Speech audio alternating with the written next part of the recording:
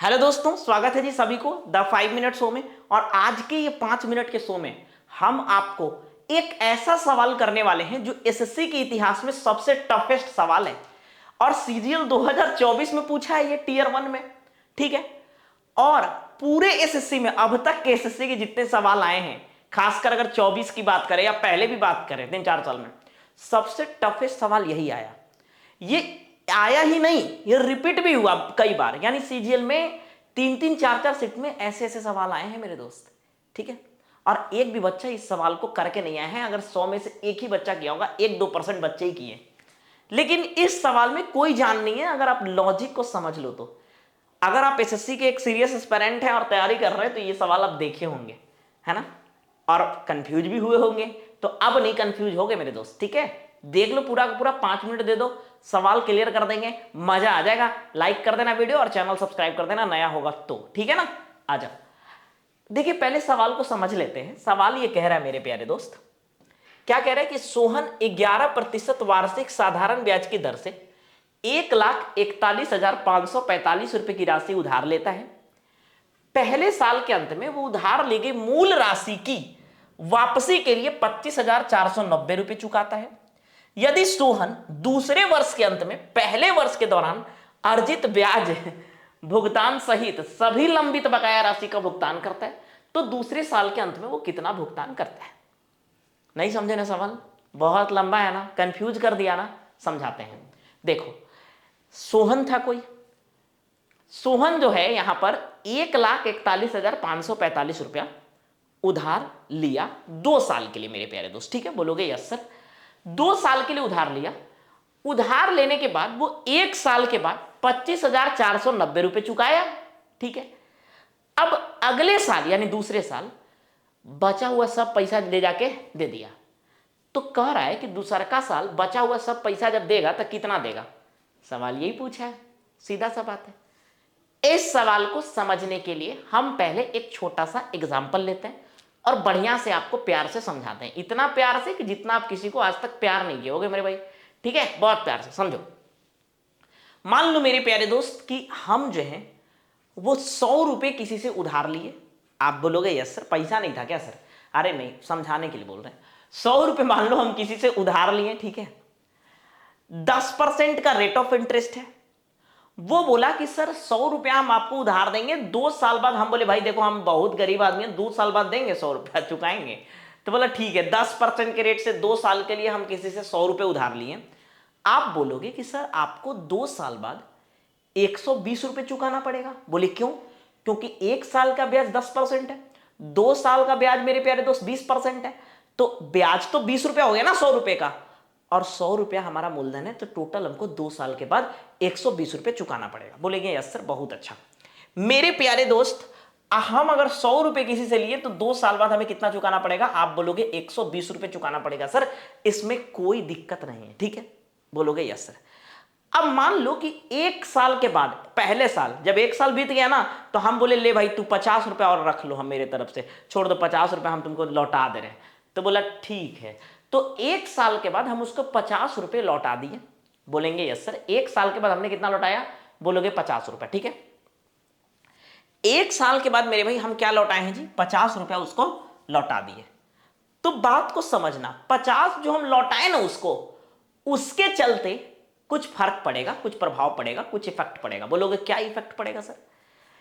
होगा क्या ना कि जब हम 2 साल बाद पैसा देने जाएंगे ना, तो उस 50 रुपया तो हमको देना नहीं पड़ेगा क्योंकि 50 रुपया पहले दे दिए।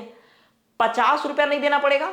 अब 50 रुपया पर अगले 1 साल का ब्याज भी तो नहीं देना पड़ेगा ना। नहीं समझे?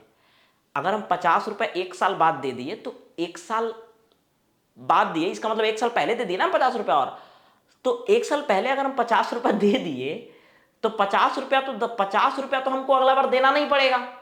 और 50 रुपया अगर हम नहीं दिए होते तो उस पर 10% का ब्याज लगता, जो ब्याज भी हमको नहीं देना पड़ेगा।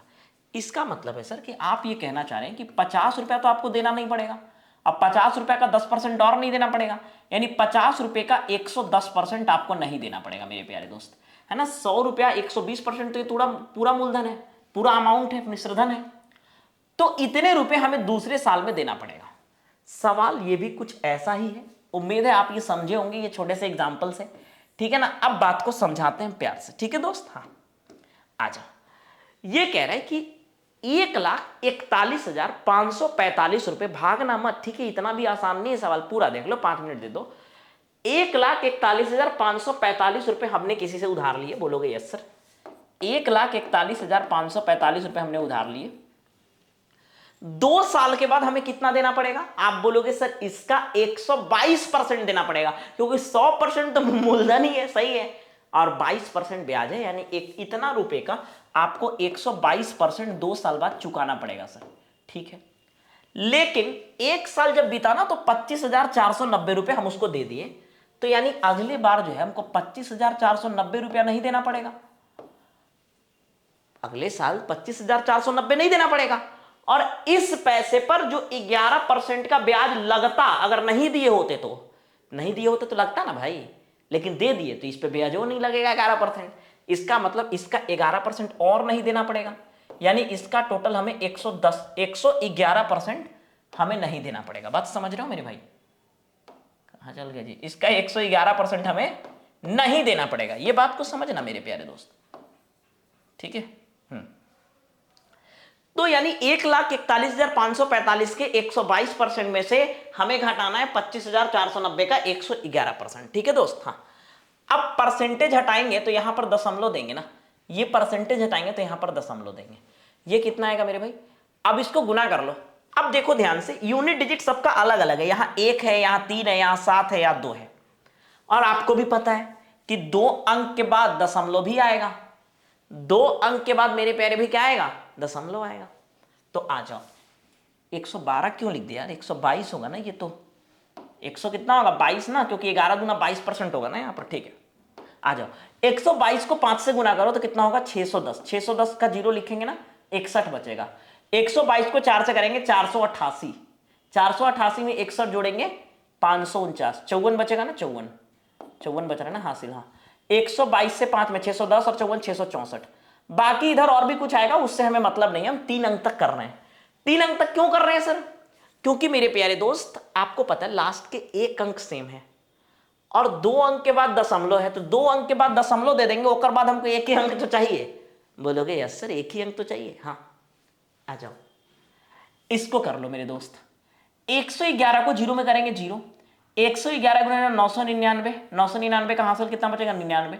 ये 444, 444 में 99 जोड़ेंगे तो 9 4 13, हमको यूनिट डिजिट से ही मतलब है, ठीक है। अब आ जाओ मेरे प्यारे दोस्त, यहां पर 2 अंक के बाद दशमलव, यहां भी 2 अंक के बाद दशमलव, जब आप इसको घटाओगे तो 0 से 0 तो 0 हो जाएगा, 9 में से 9 जाएगा 0 हो जाएगा, है ना, पॉइंट देंगे, 4 में से 3 जाएगा 1 हो जाएगा। तो आंसर वही होगा जिसके लास्ट में यानी यूनिट डिजिट 1 होगा, सीधा सा बात है। कहां है बताओ? ऑप्शन ए में है ना। मजा आया कि नहीं आया? इस सवाल को ऐसे ही करना है मेरे भाई, यूनिट डिजिट से ही करना है और बहुत प्यार से ऐसे ही करना है दोस्त, ठीक है। उम्मीद है आपको ये समझ में आया होगा। अगर बढ़िया से समझ में आया है या नहीं आया है तो अगला बार फिर से देख लो, समझ में आ जाएगा। लेकिन वीडियो को लाइक करके चैनल को सब्सक्राइब कर देना मेरे दोस्त, ठीक है। चलिए थैंक यू फिर।